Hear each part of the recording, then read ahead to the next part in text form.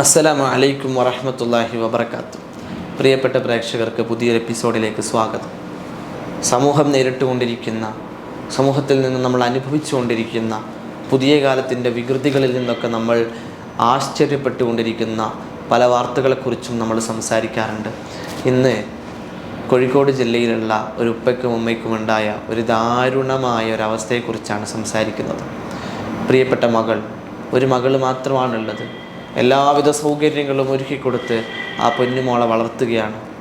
ഏതോ ഒരു നിമിഷത്തിൽ മനസ്സിലറിയാതെ ചിന്തിച്ചുപോയി, പ്രവർത്തനത്തിൽ അത് വന്നുപോയി. ഞങ്ങളുടെ മകൾ ഭൗതികമായി വലിയ ഉത്തുംഗതിയിൽ നിൽക്കുന്നവരാകണം, സാമ്പത്തികമായി വലിയ വളർച്ചയുള്ളവളാകണം. അതിനുവേണ്ടി അവൾക്ക് എല്ലാ സൗകര്യങ്ങളും ചെയ്തു കൊടുക്കണം. ഞങ്ങളുടെ ഏക മകളാണ്, അവൾക്ക് വേണ്ടതൊക്കെ ചെയ്തു കൊടുക്കണം എന്ന് മനസ്സിലിങ്ങനെ കരുതി ആ സമയത്ത് സ്കൂൾ വിദ്യാഭ്യാസത്തിന് പലപ്പോഴും മദ്രസയിലെ സമയം ഒന്ന് അഡ്ജസ്റ്റ് ചെയ്യാൻ പറ്റുന്നില്ല. നമ്മുടെ പരിസരത്തുള്ള ഏറ്റവും വലിയ സ്കൂളിലാണ് അവൾ പഠിക്കുന്നത്. പക്ഷേ ആ സ്കൂളിലേക്ക് പോകാനുള്ള സമയവും ബസ് വരുന്ന സമയമൊക്കെ നോക്കുമ്പോൾ മദ്രസ പഠനത്തിനുള്ള സമയം ലഭിക്കാതെയാകുന്നു. ഇനിയിപ്പോൾ രാത്രി വന്നാലോ, മദ്രസയിലതും ഒരുപാട് പഠിക്കാനുണ്ട്, സ്കൂളിലതും ഒരുപാട് പഠിക്കാനുണ്ട്. മദ്രസയിൽ ആവശ്യമുള്ളതൊക്കെ അവൾ നേടിയല്ലോ, ഖുർആനൊക്കെ അത്യാവശ്യം ഓതുന്നുണ്ട്, നിസ്കാരങ്ങളൊക്കെ അത്യാവശ്യം നിസ്കരിക്കുന്നുണ്ട്. അതുകൊണ്ട് ഇനി മദ്രസ പഠനം അത്ര ശ്രദ്ധിക്കണമെന്നില്ല എന്നൊരു തോന്നൽ ആ ഉമ്മയുടെയോ ഉപ്പയുടെയൊക്കെ മനസ്സിൽ വന്നുപോയി. നമുക്കറിയാലോ, മാതാപിതാക്കൾക്ക് അങ്ങനെ ഒരു ചിന്ത വന്നു കഴിഞ്ഞാൽ പിന്നെ മക്കൾക്ക് ഉണ്ടാകാൻ പോകുന്നത് എന്താണ്, മക്കളുടെ ഉള്ളിൽ സംഭവിക്കാൻ പോകുന്ന അവസ്ഥ എന്താണ് എന്ന് നമുക്ക് എല്ലാവർക്കും അറിയാം. എന്നോടൊരു കുട്ടി പറഞ്ഞ്, ഞാൻ ആ കുട്ടിയോട് ചോദിച്ചു, നിനക്ക് നേരത്തെ വന്നൂടെ, എല്ലാ ദിവസവും എന്താണ് ഇങ്ങനെ വൈകി വരുന്നത്? ആ കുട്ടി പറഞ്ഞൊരു മറുപടി, ഉമ്മ നേരത്തെ എണീച്ച് എന്നെ പറഞ്ഞയച്ചാലല്ലേ ഉസ്താദ് എനിക്ക് വരാൻ പറ്റുള്ളൂ എന്നുള്ളത്. പലപ്പോഴും രക്ഷിതാക്കളാണ് മക്കളുടെ മതപഠനത്തിൽ അലസത കാണിക്കുന്നത് എന്ന് പുതിയ കാലത്തുള്ള പല സംഭവങ്ങളും നമ്മൾ മനസ്സിലാക്കുകയാണ്. ഞാൻ അങ്ങോട്ട് കടക്കുന്നില്ല, ഈ സംഭവം നമുക്ക് പറഞ്ഞ് അവസാനിപ്പിക്കാം. അങ്ങനെ ആ മകളുടെ ഭൗതിക പഠനത്തിന് എല്ലാവിധ താല്പര്യങ്ങളും കൊടുത്ത് മദ്രസ പഠനമൊക്കെ അവസാനിപ്പിച്ച് അവൾ സ്കൂളിൽ നല്ല ടോപ്പ് റാങ്കിൽ നിൽക്കുകയാണ്, നല്ല ഉന്നതിയിലെത്തുകയാണ്. ആ സമയത്താണ് പരിസരത്തുള്ള ഒരു യുവാവുമായി അവൾ ഇഷ്ടത്തിലാകുന്നത്. മാതാപിതാക്കളോട് കാര്യങ്ങൾ അവതരിപ്പിച്ചെങ്കിലും അവർക്ക് യാതൊരു രീതിയിലും അംഗീകരിക്കാൻ പറ്റുന്ന ഒരു ചെറുപ്പക്കാരനായിരുന്നില്ല തങ്ങളുടെ മകൾ തിരഞ്ഞെടുത്തിരിക്കുന്ന ചെറുപ്പക്കാരൻ.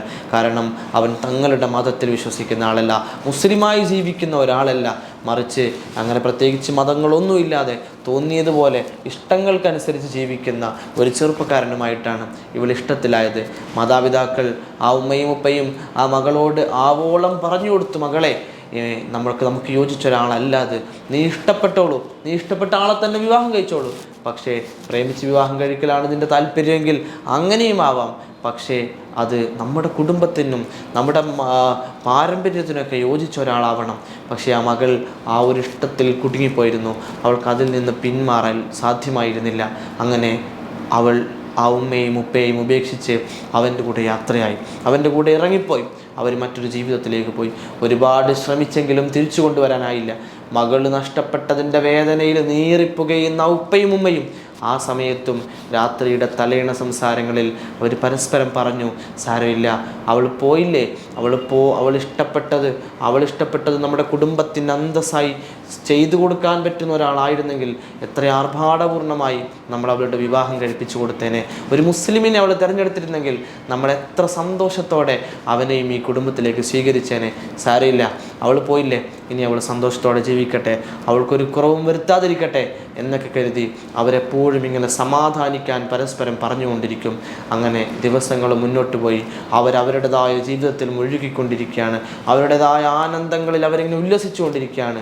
കല്യാണം കഴിഞ്ഞ അല്ലെങ്കിൽ ഒളിച്ചോടിപ്പോയ കൂടെയുള്ള പ്രിയതമൻ ഈ പ്രിയപ്പെട്ടവൾക്ക് നീ മുസ്ലിമായിരിക്കണം, അല്ലെങ്കിൽ നീ ഇസ്ലാമിൻ്റെ ചിഹ്നങ്ങളിൽ അടിസ്ഥാനമായി അടിയുറച്ച് വിശ്വസിക്കണം എന്ന കൃത്യമായ നിർദ്ദേശങ്ങളൊന്നുമില്ല.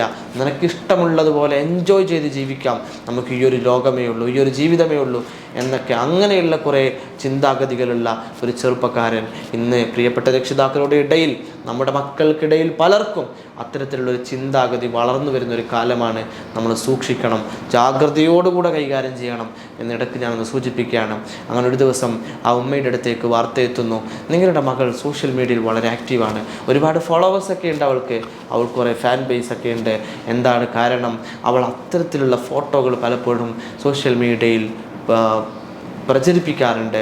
അങ്ങനെ ആദ്യം ഓരോ വാർത്തകളെത്തി അവസാനം പലരും പറയാൻ തുടങ്ങി, നിങ്ങളുടെ മകളല്ലേ ഇത്, അവളുടെ ശരീരഭാഗങ്ങൾ പ്രദർശിപ്പിച്ചുകൊണ്ടുള്ള ഫോട്ടോകളാണല്ലോ സോഷ്യൽ മീഡിയയിലൊക്കെ ഉള്ളത്.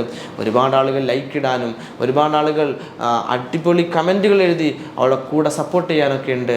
ഇത് പറഞ്ഞുകൊണ്ടിരിക്കുന്നതിനിടയിൽ സ്മാർട്ട് ഫോണുമായി ഒന്നൊരു ബന്ധമില്ലാത്ത ഉമ്മയ്ക്ക് ആരോ അത് കാണിച്ചു കൊടുത്തു.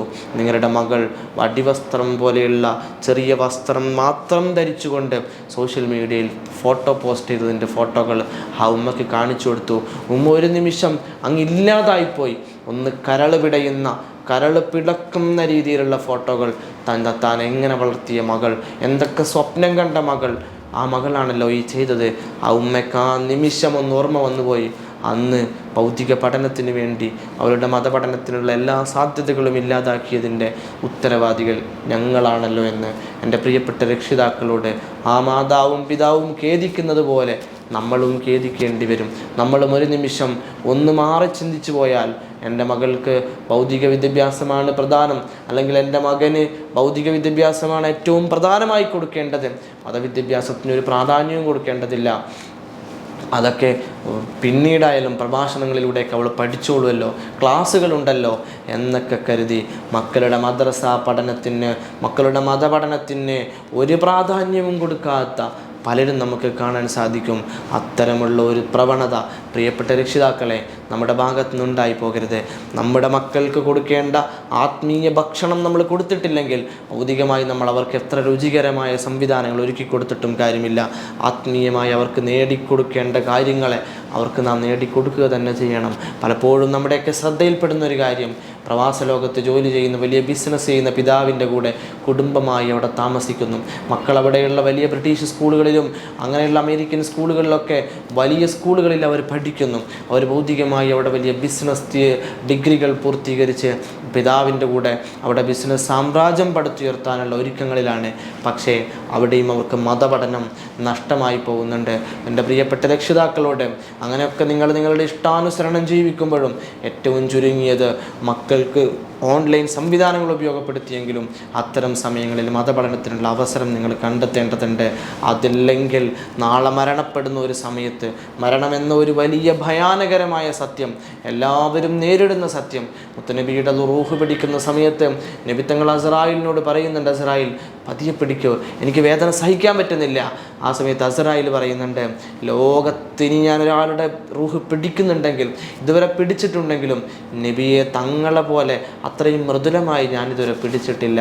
മുത്തുനബിയുടെ അനുഭവം അതാണെങ്കിൽ നമ്മൾ നേരിടുന്ന എത്ര വലിയ ഭയാനകരമായ കാഴ്ചകളായിരിക്കും. അങ്ങനെയൊരു മരണം നമുക്കൊക്കെ വരാനുണ്ട്. മരണപ്പെട്ട് മഹ്ശറയിൽ ഒരുമിച്ച് കൂടുന്ന സമയത്ത്, നമ്മുടെ മക്കളുടെ വിചാരണയ്ക്ക് ശേഷം അവർ നരകത്തിലേക്ക് പോകുന്ന സമയത്ത് അവർ അള്ളാഹുവിൻ്റെ അടുത്ത് പറയുന്നൊരു സാക്ഷ്യമുണ്ട്, എനിക്ക് ഈ ഗതി വരാനുള്ള കാരണം എൻ്റെ ഉമ്മയും ഉപ്പയാണ്. അവരന്ന് എനിക്ക് മതം പഠിക്കാനുള്ള, ഇസ്ലാമിനെക്കുറിച്ച് പഠിക്കാനുള്ള, ആത്മീയ ബോധമുണ്ടാവാനുള്ള ഒരവസരം ഒരുക്കി തന്നിരുന്നെങ്കിൽ ഞാനിന്ന് ഈ ഗതിയിലേക്ക് വരില്ലായിരുന്നു. അതുകൊണ്ട് അവരെ സ്വർഗത്തിലേക്ക് അയച്ച് എന്നെ മാത്രം നരകത്തിലേക്കാക്കരുത്. ഞങ്ങളിങ്ങനെ ആവാനുള്ള ഉത്തരവാദികളെ കൂടി ഞങ്ങളുടെ കൂടെ അയക്കണമെന്ന് മക്കൾ, മാതാപിതാക്കളായിരിക്കുന്ന നമുക്കെതിരെ സാക്ഷി പറയുന്ന ഒരു സമയം ആ സമയത്തുണ്ടാകും. അതുകൊണ്ട് അത്രയും ഭയാനകരമായ സമയത്ത് എന്തെങ്കിലും ഒരു ചെറിയ കാരണങ്ങളുണ്ടാക്കി രക്ഷപ്പെടാൻ അവസരം നോക്കുന്ന സമയത്ത് നമ്മുടെ ആത്മീയമായ ചിട്ടക്കുറവ് കൊണ്ട്, നമ്മുടെ മക്കൾക്ക് നമ്മൾ കൊടുക്കുന്ന സന്താന പരിപാലന സമയത്ത് നമ്മുടെ ഭാഗത്ത് സംഭവിക്കുന്ന ആത്മീയമായ പിഴവുകൾ കൊണ്ട് പ്രിയപ്പെട്ടവരെ നമ്മൾ നരകാവകാശികളായി മാറിപ്പോവരുത്. അല്ലാഹു തആല കാത്തുരക്ഷിക്കുമാറാവട്ടെ. നമ്മുടെ മക്കളെ അല്ലാഹു സ്വാലിഹീങ്ങളാക്കട്ടെ. അസ്സലാമു അലൈക്കും വറഹ്മത്തുള്ളാഹി വബറകാതുഹു.